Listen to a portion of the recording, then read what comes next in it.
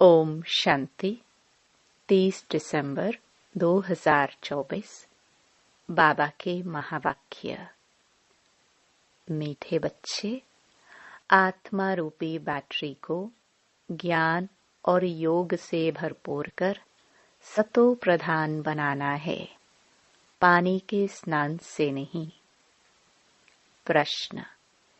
इस समय सभी मनुष्य आत्माओं को भटकाने वाला कौन है? वह भटकाता क्यों है?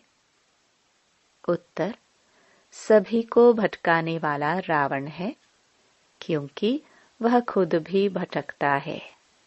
उसे अपना कोई घर नहीं है। रावण को कोई बाबा नहीं कहेंगे। बाप तो परम धाम घर से आता है, अपने बच्चों को ठिकाना देने।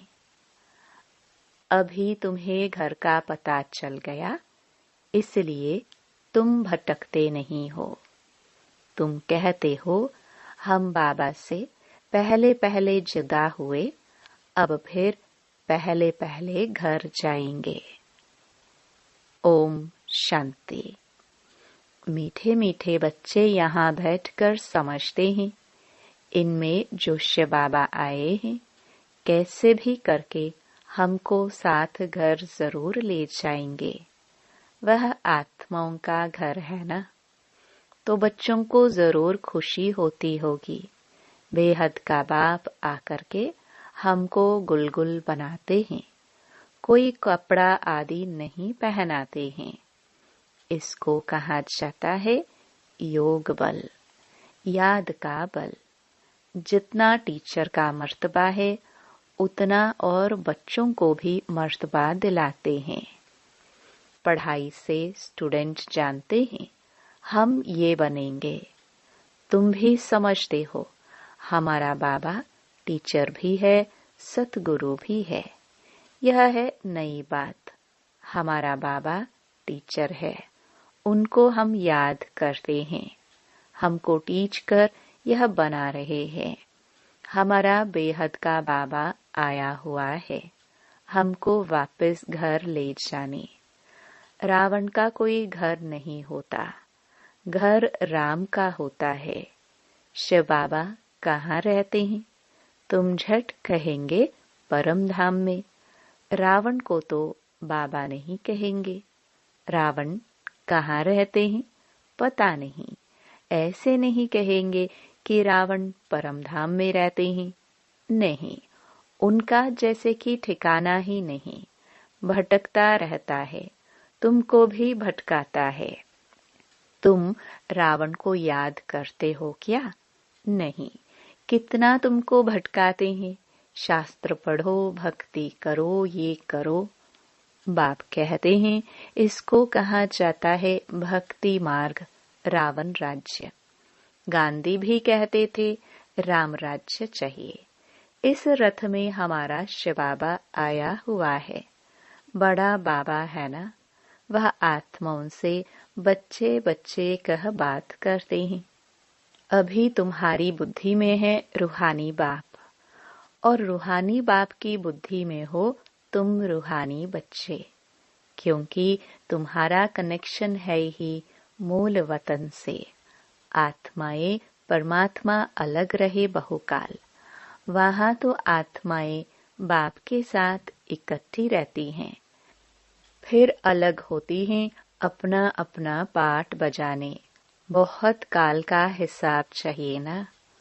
वह बाप बैठ बतलाते हैं।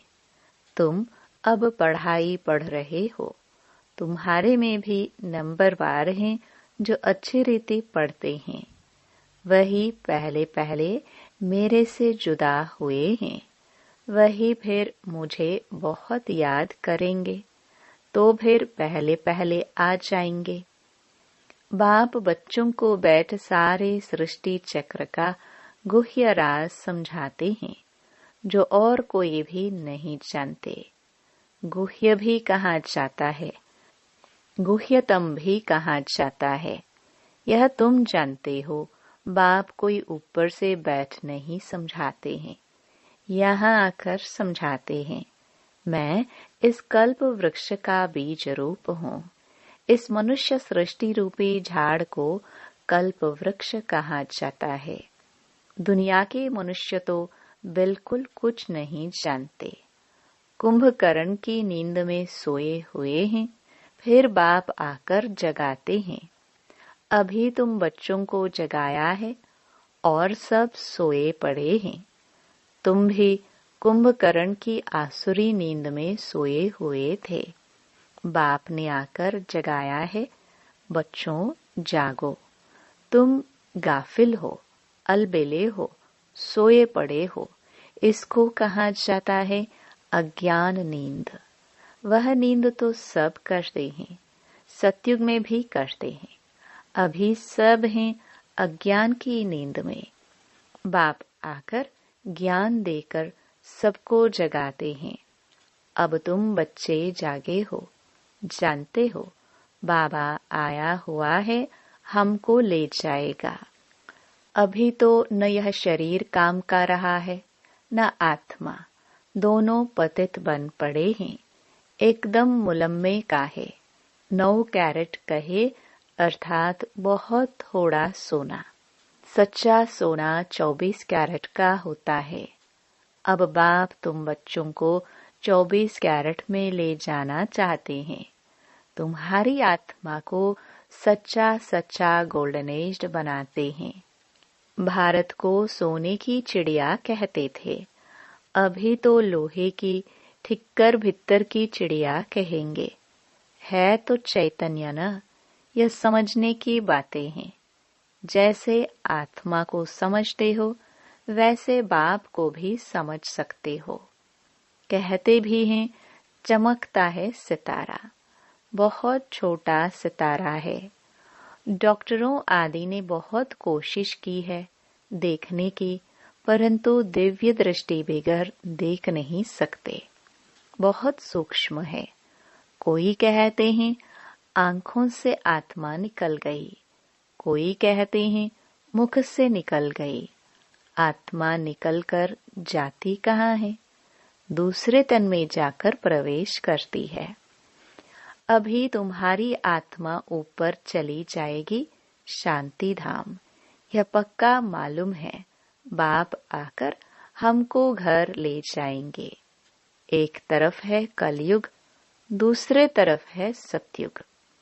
अभी हम संगम युग पर खड़े हैं।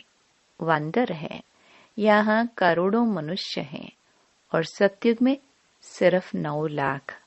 बाकी सबका क्या हुआ? विनाश हो जाता है। बाप आते ही हैं नई दुनिया की स्थापना करने। ब्रह्मा द्वारा स्थापना होती है, फिर पालना भी होती है 2 रूप में। ऐसे तो नहीं 4 भुजा वाले कोई मनुष्य होंगे, फिर तो शोभा ही नहीं है।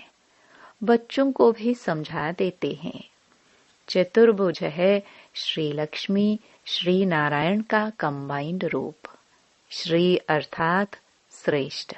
त्रेता में 2 कला कम हो जाती है, तो बच्चों को यह नॉलेज अभी मिलती है। इसकी स्मृति में रहना है। मुख्य है ही 2 अक्षर। बाप को याद करो, दूसरे कोई की समझ में नहीं आएगा। बाप ही पतित पावन सर्वशक्तिमान है। गाते भी हैं बाबा आपने हमको सारा आसमान धरती सब कुछ दे दिया, ऐसी कोई चीज नहीं जो न दी हो। सारे विश्व का राज्य दे दिया है। तुम जानते हो यह लक्ष्मी नारायण विश्व के मालिक थे। फिर ड्रामा का चक्र फिरता है। संपूर्ण निर्विकारी बनना है, नंबरवार पुरुषार्थ अनुसार। यह भी जानते हो विकारी से निर्विकारी, निर्विकारी से विकारी। यह 84 जन्मों का पाठ अनगिनत बार बजाया है, उसकी गिनती नहीं कर सकते। आदमशुमारी भल गिनती कर लेते हैं। बाकी यह जो तुम तमो प्रधान से सतो प्रधान, सतो प्रधान से तमो प्रधान बनते हो, इनका हिसाब निकाल नहीं सकते। कि कितना बार बने हो। बाबा कहते हैं 5000 वर्ष का यह चक्र है। ये ठीक है, लाखों वर्ष की बात तो याद भी न रह सके। अभी तुम्हारे में गुणों की धारणा होती है, ज्ञान का तीसरा नेत्र मिल जाता है। इन आंखों से तुम पुरानी दुनिया को देखते हो। तीसरा नेत्र जो मिलता है उनसे नई दुनिया को देखना है। यह दुनिया तो कोई काम की नहीं है, पुरानी दुनिया है। नई और पुरानी में फर्क देखो कितना है। तुम जानते हो हम ही नई दुनिया के मालिक थे, फिर 84 जन्म लेते लेते ये बने हैं। ये अच्छी रीति याद करना चाहिए और फिर दूसरे को भी समझाना है कैसे हम ये बनते हैं। ब्रह्मा सो विष्णु, फिर विष्णु सो ब्रह्मा बनते हैं। ब्रह्मा और विष्णु का फर्क देखते हो ना।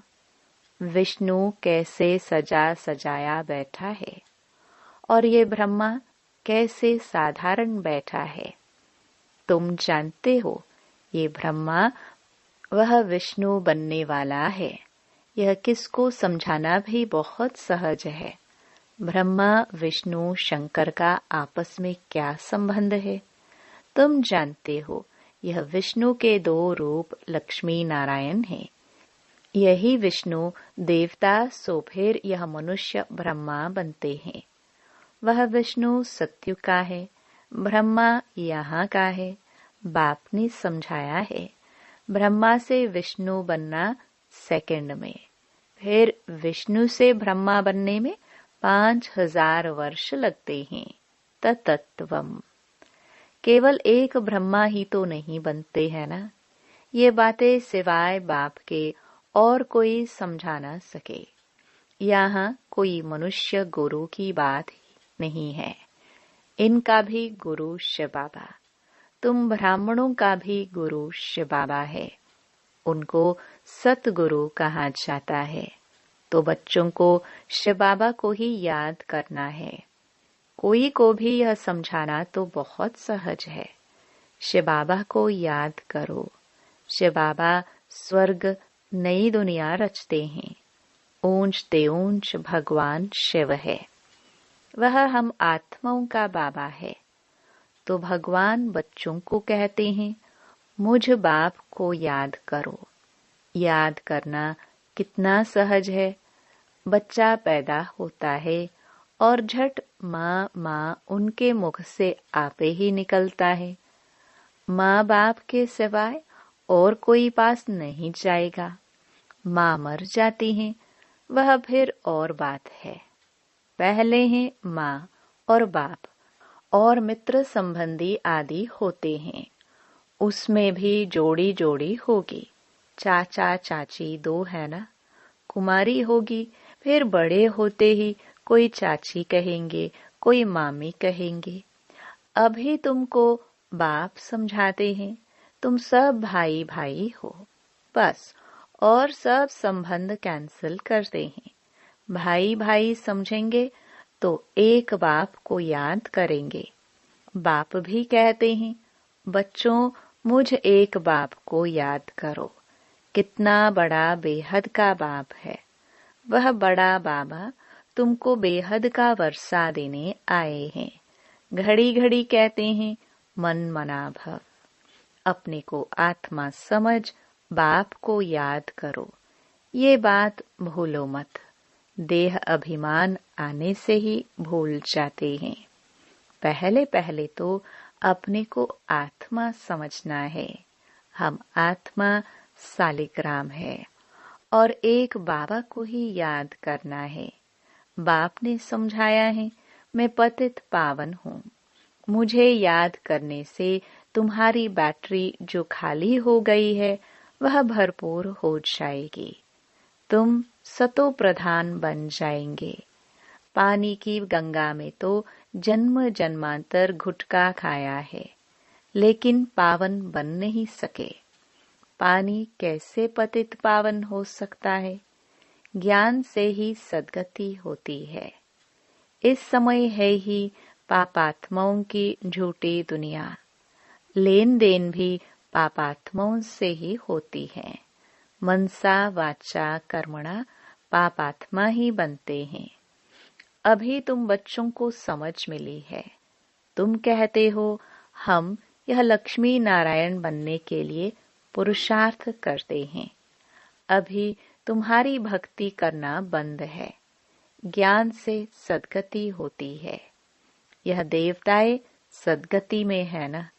बाप ने समझाया है, यह बहुत जन्मों के अंत में है। बाप कितना सहज समझाते हैं। तुम बच्चे कितनी मेहनत करते हो, कल्प कल्प करते हो। पुरानी दुनिया को बदल नई दुनिया बनानी है। कहते हैं ना, भगवान जादूगर है, रत्नागर है, सौदागर है।